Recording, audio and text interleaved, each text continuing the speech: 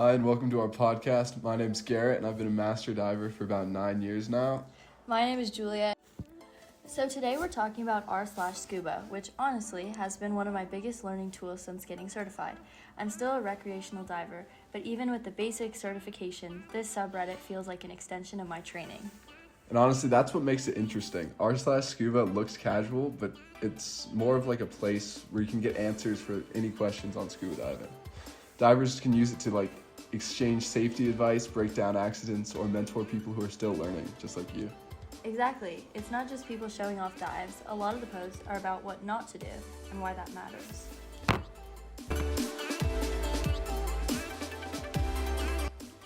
One of the strongest values you see in the subreddit is how seriously members treat safety. There was a post where someone asked if they could take an uncertified person diving by sharing a regulator at depth. Specifically, they said, "What dangers can happen if I take my brother to try scuba diving with me at a depth of 3 meters max, just to swim around and see how it feels to breathe underwater? He would breathe from my secondary regulator without having his own gear." As a newer diver, that post actually made me nervous, and the comments didn't sugarcoat it. One person said, "Any certified diver would know that that's a recipe for blowing over expansion injury, which can be fatal." That tone may sound harsh, but it's intentional. Diving safety isn't optional, and the community expects certified divers to know and follow those rules. What I noticed is that people weren't just being rude. They were protecting somebody who might not realize the danger of the situation. Yeah, and honestly, in that situation, I think I would do the same. Me too. I mean, he could literally kill his brother, so even being harsh is understandable, so that he learns his lesson.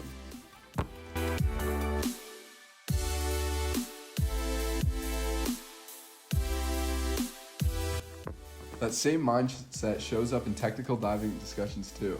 One post described a training course where students exceeded planned depths and brushed off narcosis and oxygen toxicity risks.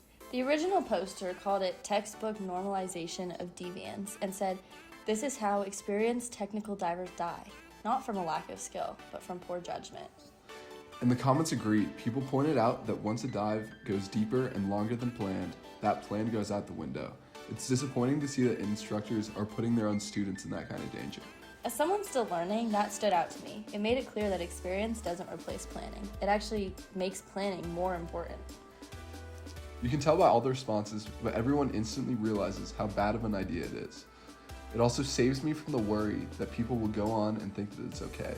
And when something inevitably goes wrong, that instructor will be the reason why. Another major theme is learning from mistakes instead of ignoring them. One diver posted about ascending from 107 feet without completing decompression stops because his dad said it was okay. They admitted, "I understand now that this was reckless. I'm more curious why I didn't experience any negative side effects." The responses focused on why nothing bad happened, but that doesn't mean that the dive was safe. One comment really stuck with me. "When you are in the water, your dad is not your dad. He's your diving partner." It emphasized speaking up if something feels wrong. That's a lesson every diver has to learn.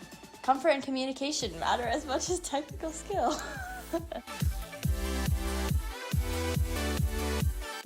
Something else I didn't expect as a newer diver was how much r/scuba emphasizes environmental responsibility. Right, there was a post about a coral restoration project in the Dominican Republic where divers cleaned coral tables and learned from marine biologists. It made me realize that diving isn't just about going underwater. It's about protecting what you're diving in. And that aligns with actual restoration science. Proper coral stabilization and transplantation can significantly improve reef survival when done correctly. I was actually involved in one of these projects about 2 years ago in Curacao. Oh my gosh, really? What was it like? It was honestly incredible. We went to sites where they had already grown coral and where it was thriving. I learned so much about where different kinds of coral can grow and can't grow, and how it affects the current and the waves. Like the guy from the post, we built them on small structures, but we used bamboo instead of metal, which seems to be the new norm because once the coral gets big enough, the bamboo will collapse and almost create a completely natural coral head. Wow, that's incredible. I might look into doing that myself.